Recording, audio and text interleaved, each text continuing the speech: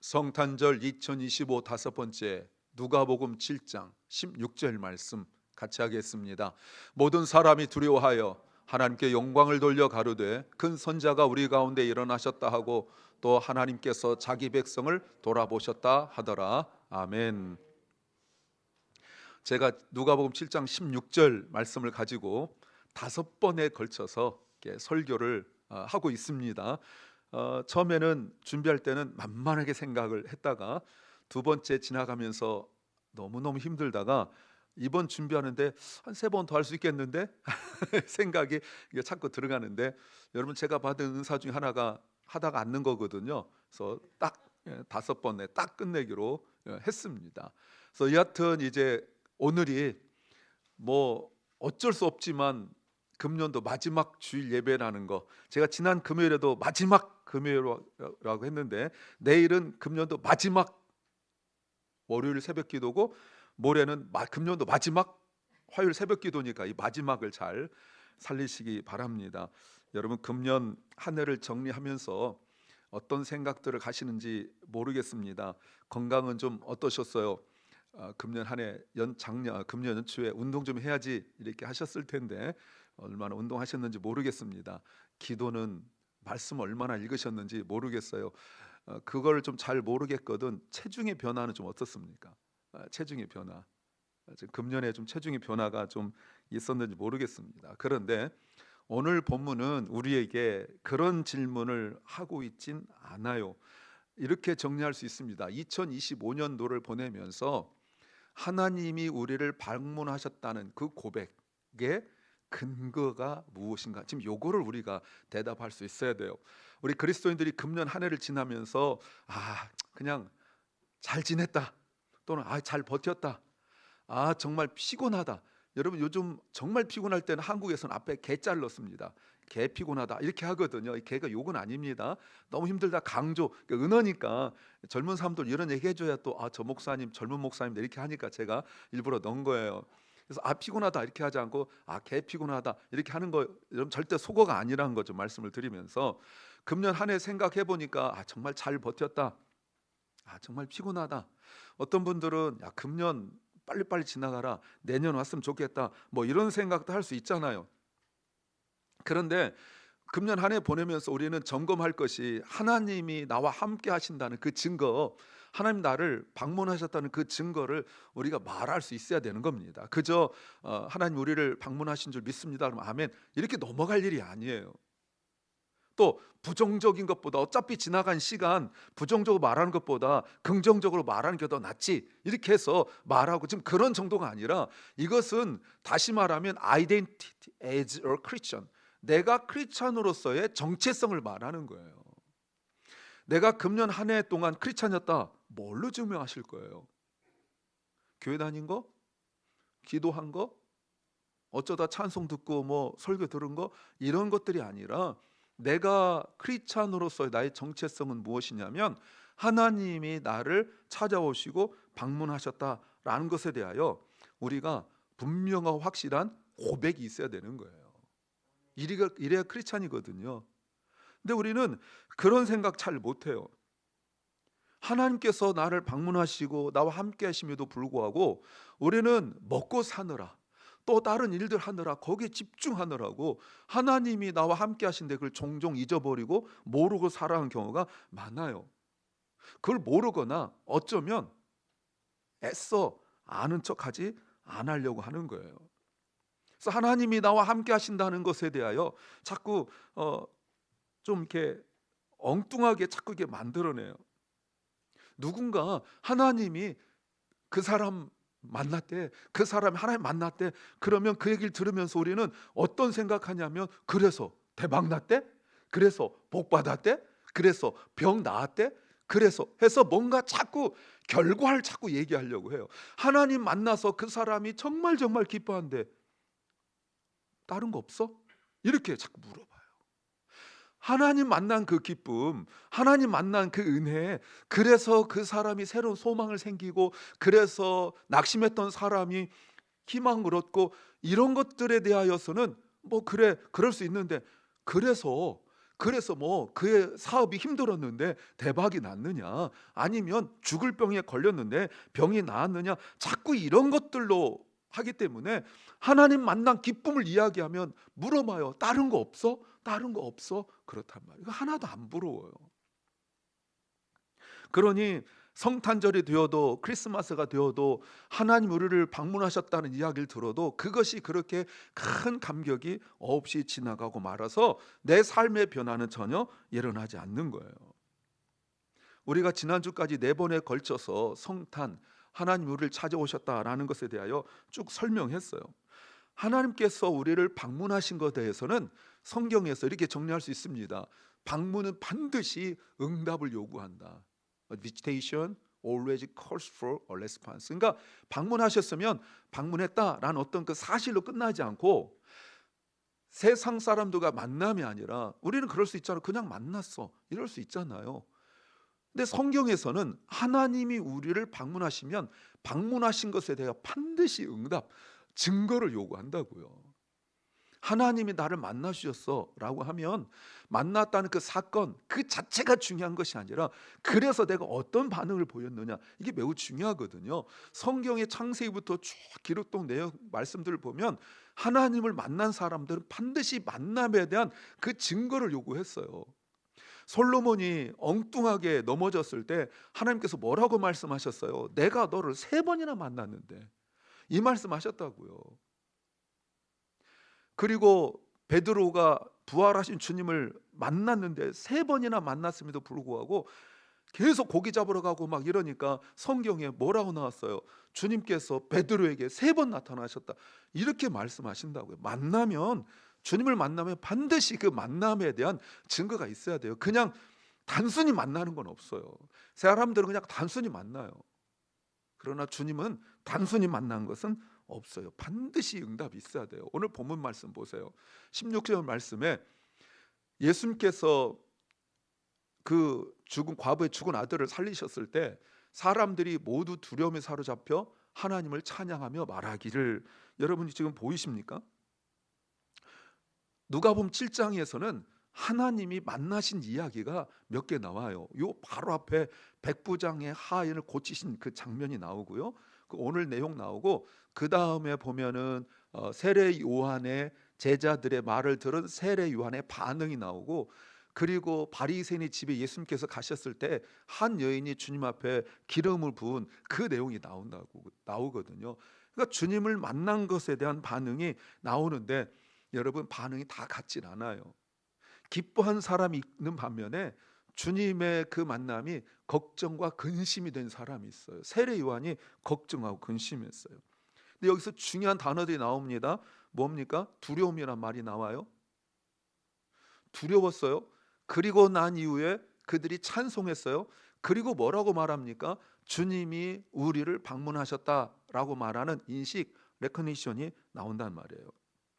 다시 한번 이 3가지를 정리하면 이렇게 한마디로 말할 수 있습니다. 기적은 우연한 이벤트가 아니라 하나님의 방문으로 그들이 해석했어요. 아, 저 사람 죽은 사람이 살아났대. 아, 저 사람 가정 좋겠네. 야, 저런 일 어떻게 일어날 수가 있어? Just a miracle 아니야? 기적 아니야? 라고 끝나는 것이 아니라 하나님이 방문했다라고 그것을 해석했다는 거예요. 여러분, 이게 매우 중요한 거예요. 우리 그리스도인들에게 정말 중요한 것이 무엇이냐면 이 영적인 spiritual interpretation, 하나님께로 말미암은 영적인 해석, biblical interpretation, 성경적 해석 매우 중요한 거예요. 여러분, 저거보다 더 큰 일이 일어날 수도 있고 뭐 작은 일도 일어날 수 있고 일어날 수 있는데 그 일어난 일들에 대한 우리의 성경적이고 영적인 해석이 매우 중요하다고요. 그런데 이것이 한 사람에게서 나온 것이 아니라 그 얘기를 들은 많은 사람들이 말하기를 이건 하나님이 방문하지 아니하시면 일어날 수 없는 일이다라는 거예요. 무슨 말입니까? 하나님께서 방문하셨다는 것은 정보가 인포메이션이 아니라고요. 뭐예요? 우리의 삶을 하나님의 주권 안에 다시 세우는 뭡니까? 이벤트라는 거예요. 이벤트. 이 중에서 저한테 설교학을 배운 분이 있나요? 있어요. 있을 거예요. 설교는 이벤트예요. 사건이에요. 설교는 그냥 프리칭한다는 것은 그냥 정보를 전달하는 게 아니에요. 설교는 반드시 사건과 함께 있어야 돼요. 그런데 우리의 반응은 의외의 반응일 때가 많습니다. 하나님께서 God has visited me to help me, 나를 돕기 위하여 오셨다, 그래서 내 문제가 회복됐다라고 말했을 때 이 사람들처럼 다시 한번 우리의 삶을 하나님의 주권 안에 다시 들어가는 그 이벤트, 사건으로 보는 것이 아니라 두려워해요. 왜냐하면 하나님이 날 도와주고 생색내실까 봐. 무슨 마음은 내가 너 도와줬는데 너도 힘들었잖아, 내가 너 도와줬잖아, 그 생색내시거나 아니면 하나님께서 나한테 뭔가 과도한 요구를 하실까 봐. 내가 너 도와줬지, 너 그러니까 신학해야 된다 이럴까 봐. 내가 너 도와줬지, 너 그러니까 선교사 가야 된다 이럴까 봐. 내가 너 도와줬지 했다가 뭔가 나한테 과도한, 내가 할 수 없는 것들을 하나님께서 부탁하실까 봐, 요구하실까 봐. 내가 너 살려줬지, 너 네 인생 바쳐야 된다, 내가 너 그때 힘들 때 내가 너 기가 막히게 기적 베풀어줬지, 너 그러니까 헌금 많이 해야 된다, 이렇게 요구할까 봐 하나님께서 날 도와주실 원하면서 그 하나님 도와주세요라고 말하는데 괄 열고 괄호 닫고 내 인생 건들지 마시고요, 이렇게 내 인생 건들지 마시고 도와주세요. 물론 하나님이 날 도와주시면 하나님 입 씻진 않겠습니다. 내가 적당하게 헌금은 하긴 할게요, 감사헌금 하긴 할게요. 그런데 하나님 나한테 뭐 내 인생 이래라 저래라 이러면 하지 마세요 라고 말하고 싶은 분들, 눈빛이 좀 달라진 분들이 있긴 있네요. 근데 여러분, 오늘 본문 16절 다시 보세요. 사람들이 모두 두려움에 사로잡혀서 하나님을 찬양하면서 말하기를 우리 가운데 위대한 선지자가 나타나셨다라고 말하면서 하나님이 자기 백성을 돌아보셨다. 여러분, 여기에서 정말 중요한 단어들을 좀 보셔야 돼요. 우리 가운데, among us, 매우 중요하죠. 우리 가운데. 또 하나는 하나님께서 His people, 자기 백성을 도와주셨다. 여러분, 이런 말씀들이 매우 중요한 말씀이에요. 왜 그렇습니까? 지난번에도 제가 얼핏 한번 말씀을 드렸지만, 나도 내가 과부가 외아들이 죽는 그런 어려움은 없지만 내 인생 속에서 나도 어려움이 생겼을 때 하나님께서 나를 방문하셔서 나를 도와주는 그 소망을 갖게 한다고요. 여기서 중요한 게 뭐라고요? 우리 가운데, 그리고 그의 백성. 그렇다면 하나님의 도우심을 기대하는 그 마음 속에 가장 중요한 기준이 무엇이냐면 내가 어떤 문제를 겪고 있느냐가 아니라 내가 누구인가예요.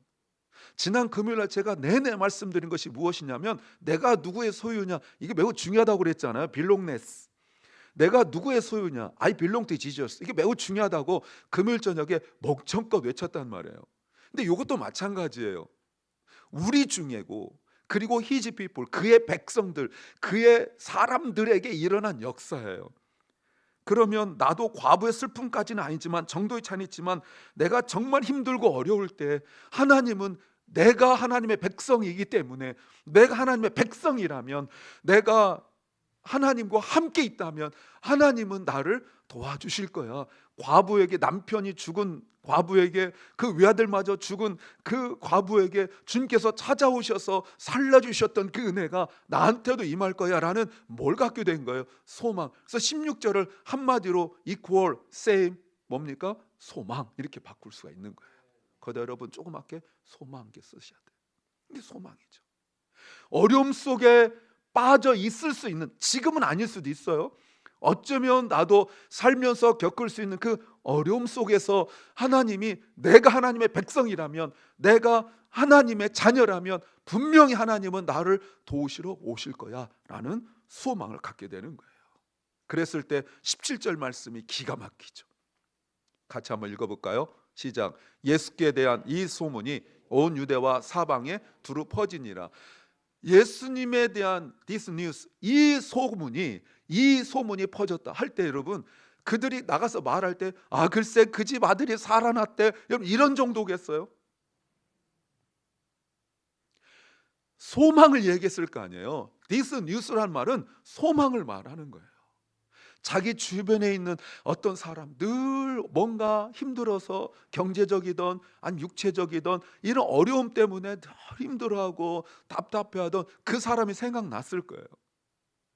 마가복음 1장에 예수님께서 그 회당에서 병든 자를 고치시고 난 이후에 또 베드로의 집에 와서 열병으로 fever로 너무 힘들고 있는 베드로의 장모를 고쳤을 때 여러분 그 앞에 사람들이 한밤중에 몰려오는데 어마어마하게 몰려와서 동네 사람들이 다 몰려왔다고 말씀하고 있거든요. 서로 움직일 수 없을 정도로 어마어마하게 많이 몰려왔어요. 그들이 다 누구예요? 구경 온 거예요? 아니요. 성경 보세요. 예수님께서 일일이 한 사람 한 사람을 다 고쳐주셨다 이렇게 말씀하셨다고요. 그러니까 내 문제만 가지고 온 것뿐만 아니라 자기 주변에 있는 사람들 중에서 스스로 문제를 도무지 해결할 수 없는 그런 사람들을 찾아가서 말했을 거라고요. 바로 그 내용이에요. 예수님에 대한 이 소문, 소망, 내가 갑자기 갖게 된 그 소망에 대하여 사람들에게 말하기 시작했어요. 근데 만약 이것이 소문이 뉴스가 뉴스로만 끝나면 내 삶은 변하지 않아요. 우리가 가만히 교회 좀 다니고 그런 사람들 중에 어떤 그 은혜 컨텐츠를 하는 게 있어요. 그 신앙적 컨텐츠 말로만 하는 경우가 있어요. 은혜 받았어요. 오늘 예배가 좋았어요. 그렇게 말하죠. 다른 말 한 것보다 좋으니까.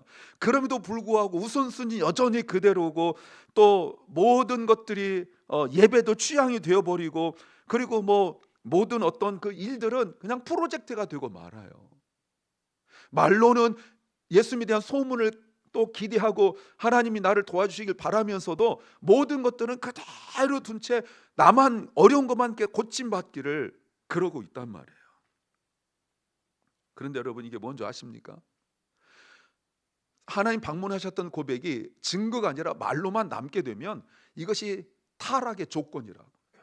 내가 타락한 것이 무슨 가서 성적으로 타락하고 윤리적으로 타락하고 무슨 나쁜 짓 하고 여러분 이런 것들이 타락이 아니라 겉은 멀쩡한데 신앙생활 열심히 하고 그러고 있는데 예수님에 대한 것이 어떤 증거, 주님이 나를 도우심에 대한 그 증거, 내 속에 찬양이 우러나오고 그리고 내 속에서 새로운 소망, 뉴 호프, 내 새로운 소망이 생기고 이런 것들이 아니라 그저 종교적인 용어에 익숙해져서 말씀, 예배 이런 식으로 말하고 내 삶이 그리고 내 마음이 변하지 않는 그것이 곧 타락이라고요.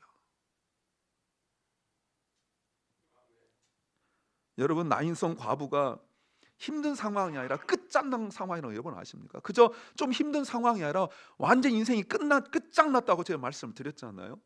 남편이 언제 죽었는지 모르지만 죽었어요. 외아들도 죽었어요. 그러면 이 여인의 앞으로의 생계, 미래 보호 이거는 다 끊어져요.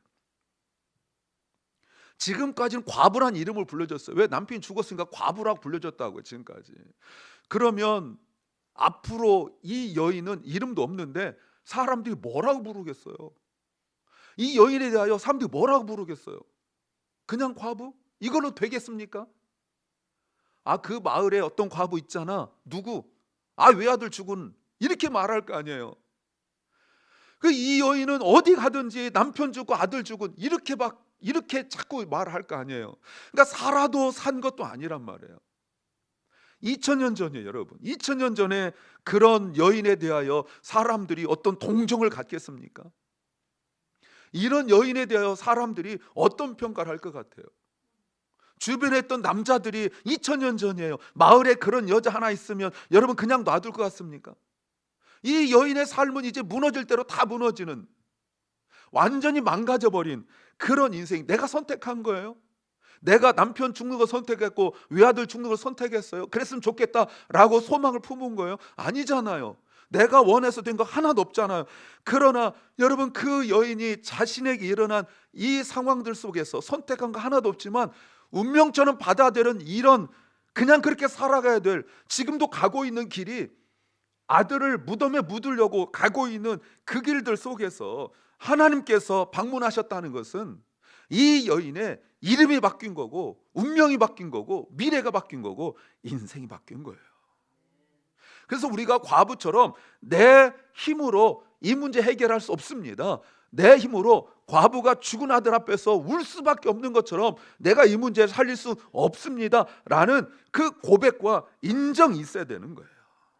근데 우리는 자꾸 그 과부 입장이 되지 않고 그건 싫어요. 그러니까 싫으니까 뭐 정도는 하냐면 그 과부가 울 때 뒤따라가면서 우는 정도? 그냥 조문객 정도 인생을 더 무너지고 더 낮아지고 부서지고 깨트려져야 되는데 이거 안 하고 과부 그런 입장은 생각하기도 싫어요. 내 인생에 그런 꼴이 일어나고 싶지도 않고, 물론 실제로 육체적으로 일어나는 것이 아니라 내 마음이든 영이든 완전히 부서지고 깨지고 박살나는 이런 거 싫으니까 그저 조문객 정도, 아니면 그 관계 없으면 저쪽 멀찍이서 팔짱 끼고 아유 앞으로 저 여자 어떻게 살아, 이런 정도로 자꾸 끝내려고 하니까 주님 못 만나는 거예요. 주님이 오셔도 모른다 이 말입니다. 대부분의 경우 예수님이 찾아오셔서 만나서 그 여인에게 울지 마라 라고 말씀하시고 만나서 일어난 기적, 그 기적을 부러워하면서도 내 삶이 과부처럼 다 무너지고 이거는 원하지 않기 때문에 도와주면 좋고 그냥 지나가면 다음에 기회가 있겠지, 이런 생각들이 은연중에 있어서 오늘 아니면 다음 뭐 이런 생각을 갖고 있는 거예요. 바디메오처럼 주여 주여 소리 있죠 부르고 지금 만나지 않으면 안 된다라는 그 간절한 그 소망이 내 안에 있어야 되는데 자꾸 주님이 그냥 지나가도 괜찮은, 왜 별일 없었잖아요. 여러분 지난주에 주님 혹시 못 만나셨다면 무슨 일 벌어졌습니까? 별일 없었잖아요. 그러니까 또 그냥 별일 없이 이게 자꾸 지나간단 말이에요. 아니면 또 하나 문제가 뭐냐면 내가 예수님의 방문을 받을 어떤 자격을 자꾸 갖추려고 해요. 자격 문제가 아니에요. 죽은 자를 살리는 주권이 마오 중요하죠. 우리는 모든 일들을 주님이 나에게 베푸신 그 은혜를 뭔가 자꾸 공로, 지난 금요일 저녁에 제가 계속 소리 질렀던 것처럼 어떤 그 행위, doing, 이걸 자꾸 강조하려고 해요. 그러니까 주님께서 나를 도우셨다 이렇게 하면 그게 그 순간 감사하다가 또 조금 있으면 불평이 생겨요. 아 조금 더 도와주시지. 주님께서 지금 죽을 병 막 주님께서 고쳤다 합시다. 그런 역사가 일어나기 원해요. 너무 감사하죠. 하나님 감사합니다. 그리고 조금 있다가 고치면 뭐해? 직장도 잡아야 되고 금세 또 불병이 생겨요. 진짜 병 들었으면 아무것도 못할 텐데 주님께서 치유하셨는데 좀 있다가 이불병 생기고 좀 있다가 저불병 생기고 자꾸 그래요. 아니면 그냥 립서비스, 아까 말씀드린 그 종교적 용어, 나 은혜 받았다 뭐 이런 정도로 하고 말아요. 주님이 나를 방문하셨다, 이거를 그냥 좋은 일이 있었다 이런 정도밖에 안 되는 거예요. 이건 너무 극단적이지만 이 사람이 주님을 만났다 이거하고 어제 그 로또 그 발표돼서 아쉽긴 하지만 제가 설교 준비할 때는 그 발표 안 됐었거든요. 로또 1등 됐다고 뭐가 더 여러분 내 인생에 부럽습니까? 둘 다 제일 좋아요. 둘 다 좋은데 둘 중 하나라면, 자 만약에 제가 하는 게 제일 좋겠죠. 김 목사가 하나님 만났대 이거하고 김 목사가 로또 1등 돼서 17억 달러를 받았대 한다면 전화해서 뭘 물어볼 것 같아요? 목사님 주님 만나시니까 어떠세요? 혹시 물어보더라도 그거는 다음 질문을 위한 게, 뭐가 부러우세요? 이렇게 해놓고 속으로는 그래도 한번 맞았으면 좋겠다 이렇게. 여러분 자꾸 우리는 어떤 것에 대하여 그래서 인정하는 거예요. 예를 들어서 어머니가 요리를 맛있게 만들어 주어서 감동입니까? 여기는 어머니는 별로 감동이 없어요. 아내가 맛있는 음식을 만들어 주어서 사랑합니까?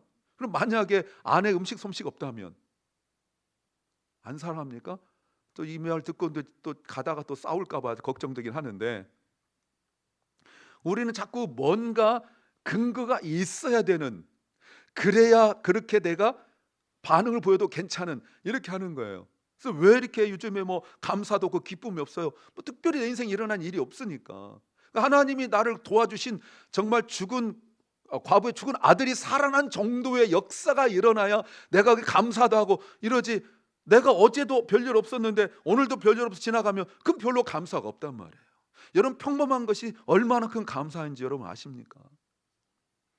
그러니까 그런 거 별로 감사하진 않아요. 뭔가 막 드라마틱한 기가 막힌 그 놀라운 그 기적이 일어나야 그래도 나도 좀 말할 거리가 생기고 이런단 말이에요. 그러니까 자꾸 하나님께서 찾아오심에 대한 반응이 자꾸 그런 식이에요. 그러니까 감사하려니까 감사의 조건을 찾으려니까 오만 거 다 찾고 막 이래요. 여러분 감사 노트가 뭐 한국에서 유명하고 또 쓰시는 분들이 있는데 뭐 안 쓰는 것보다 나아요. 쓰긴 쓰십시오. 그러나 그러다 보니까 감사를 뭔가 이렇게 찾아내려고 하니까 그냥 숨 쉬는 것에 대한 감사 이런 건 잘 없고 뭔가 막 뭔가 이렇게 막 쓰려고 하다 보니까 예, 뭐 그런 거 있잖아요. 뭐 요런 거 이렇게 뭐 이런 거 자꾸 이제 감사하려고 하다 보니까 뭔가를 자꾸 찾아내려고 해요. 그 다투다 사이의 선은 별로 감사가 없어요. 1번, 2번, 3번 요건 감사한데 1번과 2번을 이어주는 이 선에 대하여서는 별로 감사가 없어요. 우리의 가장 그 문제는 무엇이냐면 하나님께서 우리를 방문하신 것에 대한 어떤 반응을 보이지 않는 것도 문제지만 죽음과 죄 앞에서 우리는 아무것도 살릴 수 없는 존재라는 그 고백이 여러분 없으니까 감사가 안 나오는 거예요. 그러니까 우리는 방문이 아니라 뭔가 필요하다는데 그 우리를 방문하신 그 주님에 대하여 우리는 주님께서 그냥 단순히 우리 어떤 그 조언자 어드바이저가 아니라 죽음에서 부활하신 분, 그저 뉴스 루머 정도가 아니라 복음이 필요한 것입니다. 예수님은 나인성 앞에서 무덤을 가고 있는 울고 있는 여인을 그냥 지나치지 않았어요. 그래서 정리합니다. 성탄은 하나님이 우리 상황을 알아주셨다가 아니라 지난주도 말씀드렸죠. 하나님이 우리 죽음 한복판에 들어오신 사건이에요. 이걸 뭐라고 말합니까? 이걸 기적, 표적이 오히려 맞습니다. 사인이라고 하죠. 성경에는 기적에 관한 두 단어가 있어요. 미러클이라는 단어하고 사인이라는 단어가 있어요. 요한복음은 의도적으로 사인이라는 단어를 씁니다. 미러클은 그저 일반적으로 우리가 말하는 기적이라면 사인은 거기에 반드시 미닝, 의미가 있거든요. 그 의미가 하나님께 주시는 의미예요. 어떤 사인이에요? 예수님은 죽음에게도 말을 거실 수 있는 분이에요. 우리 지난번 보셨죠? 예수님은 끝이라고 말하는 자리에서 일어나라라고 말씀하고 있는 거예요. 예수님은 단순히 장례식에 뛰어드신 것이 아니라 장례를 다시 치르러 오신 분이에요. 그래서 우리가 알아야 될 것이 이것인데 예수님께서는 그 아들을 살리시고 사람들에게 그 부러움이 대상이 되고 또 소문의 대상이 되셨지만 영적으로 분명하게 신앙적으로 죄값을 담당하시고 죽으셨어요. 그러므로 예수님께서 우리를 방문하셨다라는 것은 감정이 아니라 그리스도의 죽음과 부활로 보증된 구원의 선언이다 라고 말할 수 있는 거예요. 여러분 이게 매우 중요한 거예요. 그래서 우리의 응답도 결심이 아니라 새 생명의 열매가 되어야 되는 겁니다. 그러므로 하나님 방문에 응답하는 삶은 내가 만들어낸 인격의 개선이 아니에요. 조금 더 나은 인격이 되어진 것이 아니라 성령의 역사로 부활의 생명 안에서 내가 다시 한번 만들어지는 그런 은혜로 나아가야 되는 거죠. 그런데 제가 7장 16절을 설교 준비하면서 예전에도 말씀드린 적이 있었고 우리가 제자 훈련할 때 이 말씀을 꼭 드리는데 사실은 이 말씀 드리려고 설교 준비했어요. 자 보세요. 보세요라 들으세요. 여러분 과부의 외아들이 죽었다는 것은 일반적으로 사람이 겪을 수 있는 가장 큰 슬픔이라고 해도 틀린 말은 아니잖아요. 근데 예수님께서 오셔서 그 죽은 아들을 살리심으로 어머니의 기쁨이 됐는데 이 외아들이라는 그 메타포 은유가 어디하고 맞닥뜨리냐면 하나님의 독생자 only begotten son하고 같이 돼요. 그런데 그 어머니는 슬픔 속에서 울고 있으니까 예수님께서 그 아들을 살리심으로 죽은 아들 dead son 죽은 아들을 살리심으로 그 어머니의 기쁨이 됐는데 하나님의 only begotten son 단 하나뿐인 아들이 죽었을 때 누가 위로해 줄 수 있습니까? 누가 살릴 수 있습니까? 아무도 없어요. 나인성 과부 이야기는 이 얘기하려고 그러는 거예요. 네가 너 인생 속에 정말 가장 극심한 슬픔을 겪을 때라도 주님이 역사하시면 그 죽은 아들이라도 살릴 수 있는데 하나님이 겪으시는 그 고통과 아픔은 누가 살리고 누가 위로해 줄 수 있냐고요. 그래서 제가 그 고난 주간 때 항상 그 본문 걸려서 말씀드리지만 마태, 마가, 누가, 복음에 보시면 예수님께서 십자가 못 박힌 사건 나오는데요. 패션 오브 크라이스트 영화처럼 드라마틱하지 않아요. 영화에 보면 못을 박으면 예수님 꿈틀대고 피 튀기고 이런 것이 하나도 없이 성경에 보시면 예수님께 십자가 못 박히셨다.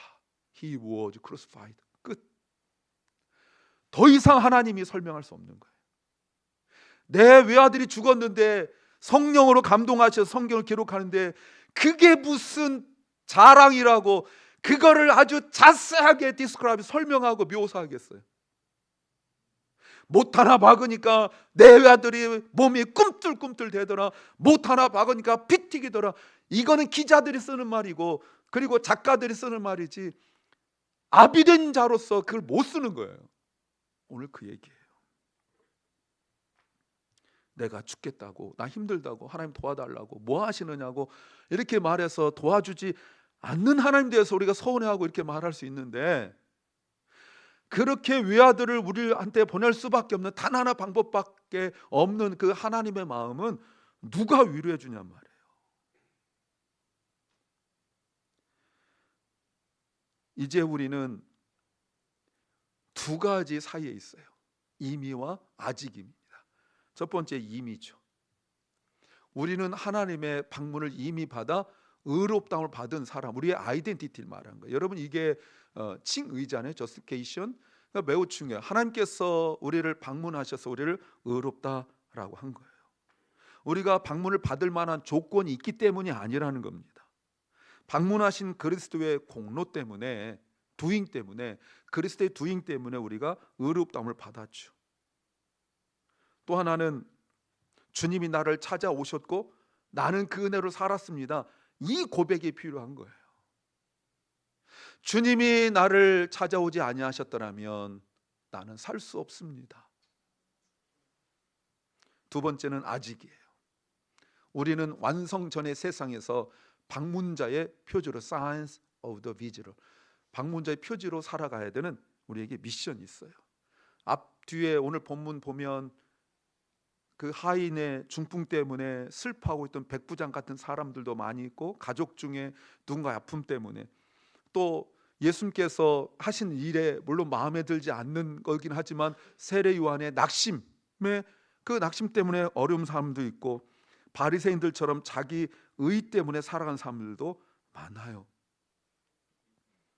교회는 그 사람들 가운데서 그리스도의 방문을 재는, 다시 보여주는 공동체여야 합니다.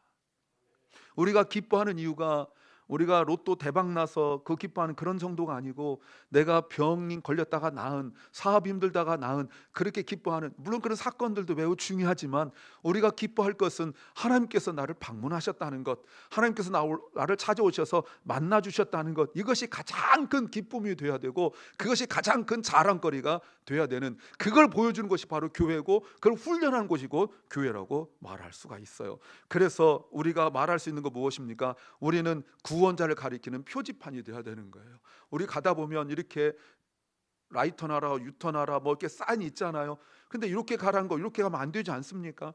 그러니까 우리가 우리를 봤을 때 주님께로 가라고 보여주는 사인이 되어야 된다는 말입니다.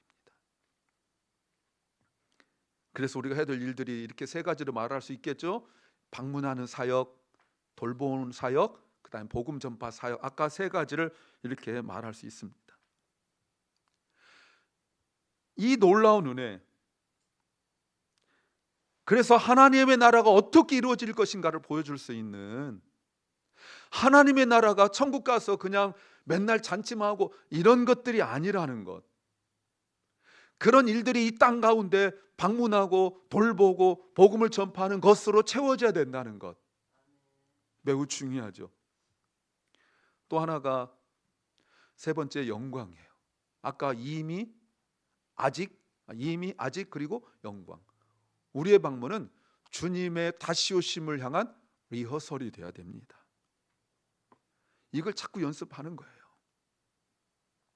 그리스도의 방문을 믿고 그 믿음을 낳는 발걸음으로 살자는 것이에요. 더 열심히 살자는 것이 아니란 말입니다. 그러므로 하나님의 찾아오심은 하나님의 간섭, 하나님 주권이 나타나는 것이기 때문에 하나님이 방문하셨다는 것은 우리의 인생이 하나님의 주권 앞에 다시 서게 되었다는 이 의미, 아까 말씀드린 그 의미를 다시 하셔야 돼요. 하나님의 주권 안에 있다는 거예요. 하나님의 방문에 대하여 우리의 반응이 있어야 됩니다. 첫 번째는 감사예요. 감사라는 것은 하나님 은혜에 감격할 줄 아는 마음, 감탄할 줄 아는 마음. 제가 얼마 전 그 새벽 기도 때 그 말씀을 드렸죠. 우리 그리스도인들에게 날마다 충만한 은혜로 살아갈 수 있는 단 한 가지가 있다면 감탄이다, 이렇게 말씀드렸어요. 어린 소녀들처럼 별거 아닌데 깔깔대고 웃잖아요. 그러면 나이 들어서 안 웃는 분들이 뭐라고 말합니까? 쟤네들은 뭐가 저렇게 좋아서 웃는데? 그렇게 말씀하신 당신도 옛날에는 그렇게 많이 웃었어요. 근데 세상에서 이제 찌들다 보니까 어지간해서는 안 웃어요. 어지간해서. 신앙도 여러분 첫사랑 때 기억해 보세요. 신앙의 첫사랑 기억은 나십니까? 별걸 다 좋았잖아요. 근데 이제 오래 있다 보면 어지간해서는 정말 과부의 죽은 아들 정도나 살아나야 웃고 좋아하지, 어지간해서는 별로 기뻐하지도 않습니다. 또 하나가 예배예요. 예배란 게 뭡니까? 삶 전체가 하나님을 향하는 방향의 전환이라는 것. 꼭 이런 말씀들을 좀 기억해 두세요. 세 번째가 변화예요. 변화는 트랜스포메이션. 금요일 저녁에 내내 소리 질렀죠. 삶의 가치와 우선순위가 뒤집어지는 거예요. 이렇게 한 문장으로 바꿔봤습니다. 무슨 수업하는 것 같지만 보시면 여러분이 사는 거예요. 우리는 찾아오신 하나님께 응답하는 사람은 결국 그 하나님을 대신하여 다른 사람을 찾아간 사람으로 바뀌는 거죠. 그래서 17절 말씀에 소문났다는 것이 바로 그거예요. 사람들이 찾아다니면서 내가 가진 소망을 이야기하기 시작했죠. 사랑하는 주미교회 성도 여러분, 2026년 새해 기도 제목들 이제 여러분 주부에 다 끼워 넣었습니다. 금년에 내라고 할 때 여러분 우리 중에 딱 2명 냈었어요. 딱 2명. 그 제가 제 책상 앞에 놓고 날마다 기도하는데 응답은 얼마나 받았는지 모르겠습니다만 하여튼 물론 제가 다 기도합니다. 제가 다 기도해요. 그러나 유독 더 많이 기도하고 있어요. 기도하고 있는데 자세히 구체적으로 적어내세요. 근데 이런 기도 제목은 좀 어떻습니까? 하나님의 방문에 응답하는 삶, 그 하나님을 대신하여 방문하는 삶. 매일 하나님 앞에 나아가고, 그리고 그 하나님의 발걸음을 누군가로 가서 누군가에게 새로운 소망을 전달해 주는 삶. 이제 금년도 며칠 안 남았습니다. 하나님이 나를 어떻게 방문하셨는지 묵상해 보시고 앞으로 내년에는 하나님께서 방문에 어떻게 응답하실지 보시기 바랍니다. 하나님의 방문은 한 번은 그치지 않아요. 그래서 우리가 기도할 것이 이것입니다. 3가지인데 주님의 방문을 소문으로만 소비하지 않게 하옵소서. 2번째는 주님, 내 삶의 주권을 주님께 드립니다. 3번째는 주님, 내가 그리스도의 발걸음이 되게 하여 주시옵소서. 그래서 주님이 나를 방문하셨다는 것은 내 삶과 내 생각만 변한 것이 아니라 예배도 변하고 관계도 변하고 계획도 변하고 목적도 변하는 그런 삶을 사시기를 주의 이름으로 축복합니다.